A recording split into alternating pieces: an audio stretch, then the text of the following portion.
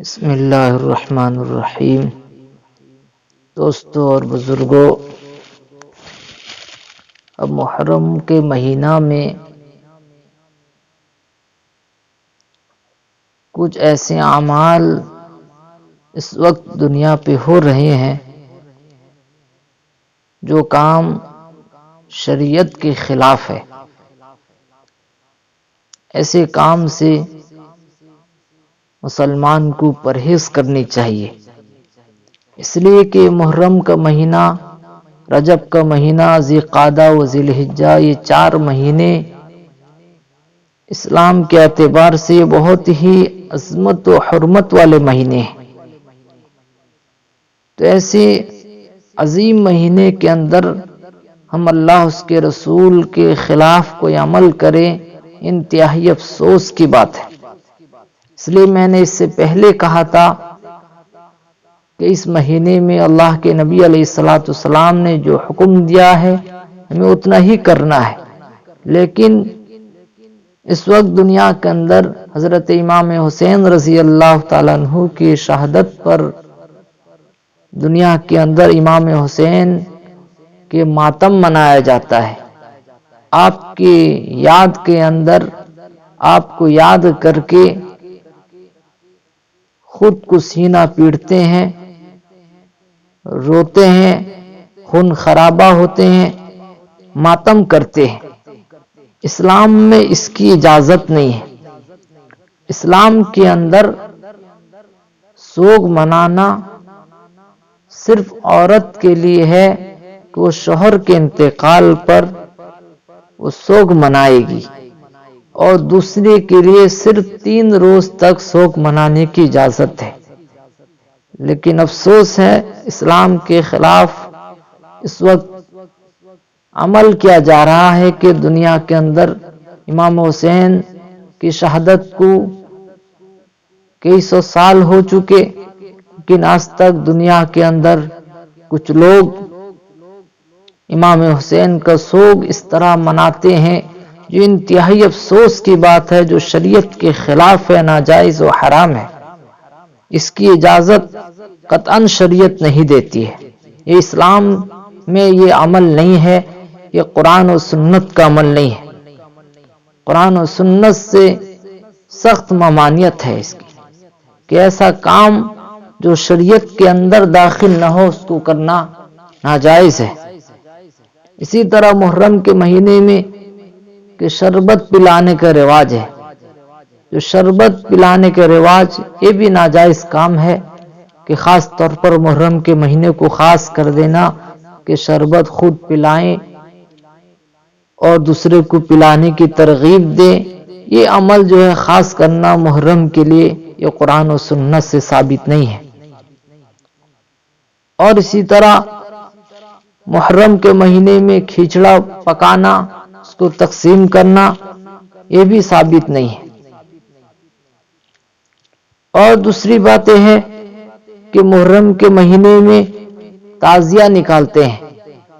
امام حسین تصور کرتے ہیں کہ امام حسین کا تصور کر کے تعزیہ نکالا جاتا ہے، اس کے سامنے سجدہ کیا جاتا ہے، منتیں مانگا جاتا ہے، اولادیں مانگی جاتی ہے اس کے سامنے جانور ذبح کیا جاتا ہے۔ یہ سب انتہائی سنگین گناہ ہے، بالکل ناجائز حرام فعل ہے کہ اس سے آدمی پرہیز کرے۔ اور جو لوگ جلوس و تعزیہ نکال کر جاتے ہیں، کچھ لوگ کہتے ہیں ہم اس میں شریک نہیں ہیں، ہم صرف دیکھنے کے لیے چلے جاتے ہیں۔ دیکھنے کے لیے بھی جانا یہ جائز نہیں ہے۔ قرآن میں اللہ تبارک و تعالیٰ نے فرمایا وَلَا تَعَاوَنُوا بِالْإِثْمِ وَالْعُدْوَانِ کہ گناہ اور دشمنی میں مدد نہ کرو۔ قرآن نے منع کیا ہے گناہ کے کام میں۔ آپ کوئی تعزیہ یا جلوس نکل رہا ہے محرم کے نام پر، آپ اس میں دیکھنے کے لیے شریک ہو رہے ہیں تو آپ بھی ان کی مدد کر رہے ہیں، یہ بھی ناجائز ہے کہ ایسے موقع پر آدمی اس سے نفرت کرے، کنارہ رہے۔ اور اسی طرح کوئی محرم کا کھچڑا بنا کر آپ کے گھر بھیجے، آپ کو پسند نہیں ہے لیکن آپ جو ہے پھر بھی رکھ رہے ہیں، یہ رکھنا بھی نہ چاہیے۔ آپ نہ رکھیں، تب جا کے انہیں اس سے سبق ملے گی۔ اور اسی طرح محرم کے مہینے میں خاص کر کے کچھ لوگ کالا کپڑا پہنتے ہیں کہ کالا کپڑا پہن کر دکھ جتاتے ہیں۔ لیکن دوستو بزرگ، اب کالا کپڑا پہننا کیسا ہے؟ اب کالا کپڑا تو فی نفسی ہی جائز ہے، پہن سکتے ہیں۔ حدیث پاک میں آتا ہے، حضرت عائشہ رضی اللہ تعالیٰ عنہا فرماتی ہیں کہ ایک صبح اللہ کے نبی علیہ الصلوۃ والسلام گھر سے نکلے، آپ کے بدن مبارک پر سیاہ اون کی چادر تھی، اس پر کجاوے کی شکل بنی ہوئی تھی۔ تو اللہ کے نبی نے سیاہ چادر کا استعمال کیا۔ یہ روایت مسلم شریف کے اندر موجود ہے۔ اور ایک روایت ہے، حضرت ام خالد رضی اللہ عنہا کہتی ہیں کہ رسول اللہ صلی اللہ علیہ وسلم کے پاس کچھ کپڑے آئے، اس میں ایک سیاہ رنگ کی چھوٹی چادر تھی۔ آپ نے ام خالد کو پہنایا اور ان کے لیے دعا کی کہ اللہ کہ اس چادر کو پرانی اور بوسیدہ کرو۔ تو ان کی عمر درازی کے لیے اللہ کے نبی نے دعا دی۔ تو پتہ چلا کہ خود اللہ کے نبی نے سیاہ چادر استعمال کیا، اور ایک عورت کو بھی نبی نے استعمال کرنے کا کہ ان کو خود پہنایا۔ تو پتہ چلا مرد عورت سیاہ کپڑا تو استعمال کر سکتے ہیں، لیکن محرم کے مہینے میں خاص کر کے سیاہ کپڑا پہننا امام حسین کی ماتم کے لیے، دکھ منانے کے لیے، تو یہ طریقہ جو یہ عمل ہی خود ناجائز ہے، تو اس دن خاص کر یہ چادر کا استعمال، سیاہ چادر پہننا، بالکل یہ فعل جو ہے غیروں کے مشابہ ہے کہ ایک اہل سنت الجماعت کو اس سے بالکل پرہیز کرنی چاہیے کہ ایسے موقع پر آدمی احتیاط کرے کہ سیاہ کپڑا اپنے بدن پر زیب تن نہ کرے۔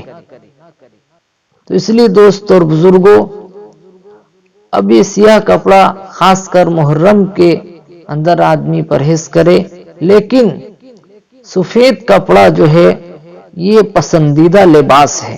اللہ کے نبی علیہ الصلوۃ والسلام نے فرمایا کہ تم سفید کپڑا پہنو، یہ زیادہ پاکیزہ ہے اور جو ہے یہ اچھا ہے، اور تم خود پہنو اور اپنے مردوں کو بھی سفید کپڑا پہناؤ۔ تو نبی علیہ الصلوۃ والسلام نے سفید کپڑے کی تعریف کی ہے، پسند فرمایا ہے، اور یہ سفید کپڑا اللہ کے نبی، سفید لباس اللہ کے نبی علیہ الصلوۃ والسلام اور صحابہ کرام اور تابعین، طبع تابعین، ائمہ و علماء، صلحاء، اولیاء و بزرگوں کا یہ عام طور پر یہ لباس رہا ہے۔ سفید لباس بہت ہی پسندیدہ لباس رہا ہے، اس لیے کہ آدمی کو زیادہ تر ہی کپڑا استعمال کرے، کبھی کبھار سیاہ کپڑا پہن لے، منع تو نہیں ہے، لیکن جو ہے جو طریقہ ہمارے بڑوں بزرگوں کا ہے وہی طریقوں کو اپنائے کہ یہی ہمارے لیے اسی میں خیر ہے، اسی میں بہتر ہے۔ اس لیے دوست اور بزرگوں، اب محرم الحرام کے اندر جو بھی برائیاں ہیں، اس سے اللہ تعالی ہم سب کی حفاظت فرمائے۔ وآخر دعوانا الحمد للہ رب العالمین۔